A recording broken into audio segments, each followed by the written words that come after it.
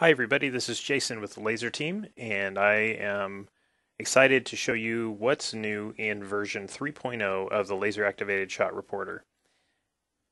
First of all, when you open Laser, you'll notice that there's a new start dialog. This was not there in previous versions.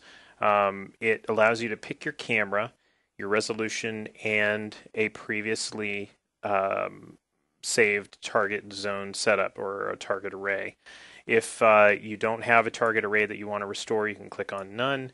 If you want to just restore what you had previously, the last time you ran Laser, you would choose Previously Used.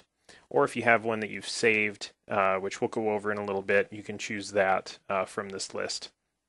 Right now I'm going to choose None, and I'm going to click the Done button. Okay.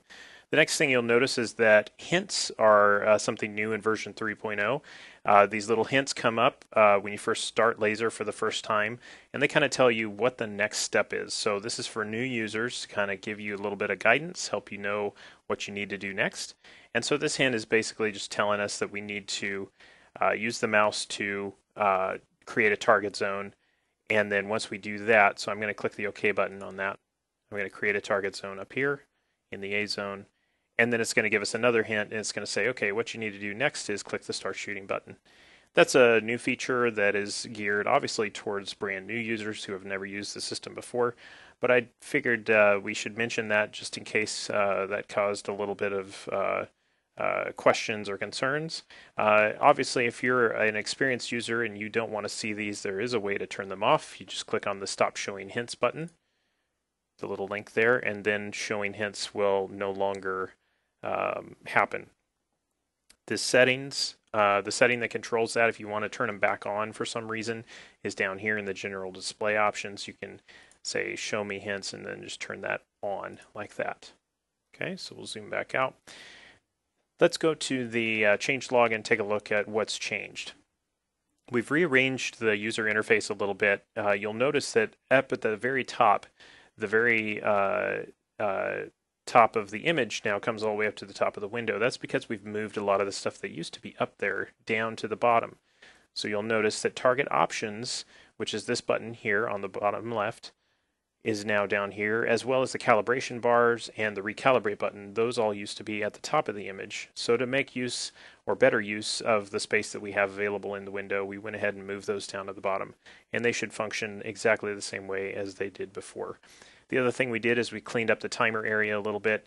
If you're not using a timer mode that requires PAR, PAR won't be shown. So if we select something that does require PAR, PAR will then be shown.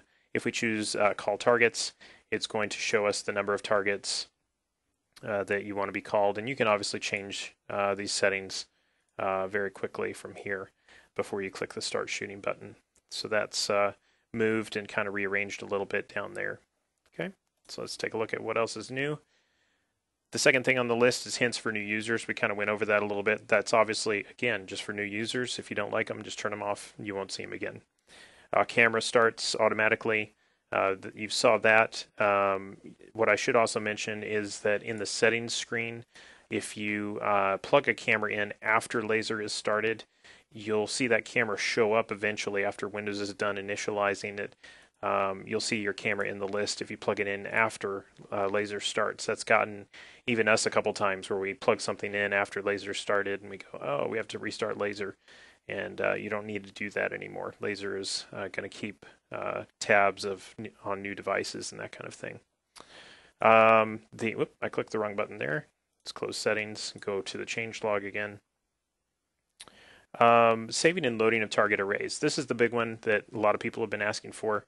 That is all done. So saving of target arrays is all done from the target options button down here on the bottom left.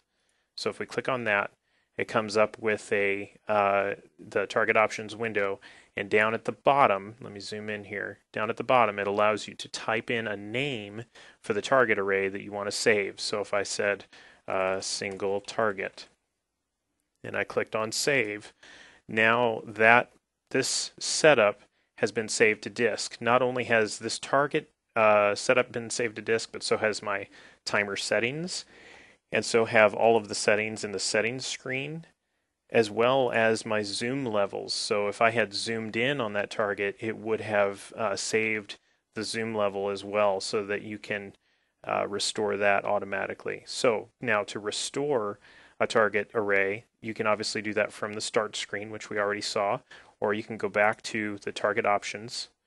And let's say I want to restore the A zone only, and I want to click on the restore button this time. So now you'll see that the zoom level was set correctly. It's zoomed in on my target. My A zone target is highlighted, and the panning was all set up and everything for me. So I need to adjust this just a little bit and move it ever so slightly, so I can do that. And then once I'm done with that, I can get out of edit mode and I can start shooting. So that's how saving and restoring of target arrays works. We hope you enjoy that one. That was a pretty popular request. There's a couple of new target nicknames as well. So call targets has allowed you to set target nicknames for a little while now, and there's just a couple of new options. So there's some additional numbers. It goes up to 12 now. There's a couple of additional colors. Direction is a new group of nicknames. So there's bottom, top, left, right, that kind of thing.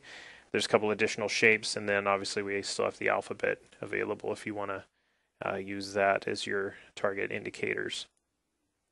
The last thing on the list is the new report center. This is a big enough change, we decided to make a separate video for that. That will be linked in this video. You will be able to get to that other video by following that link. So look on YouTube in the description.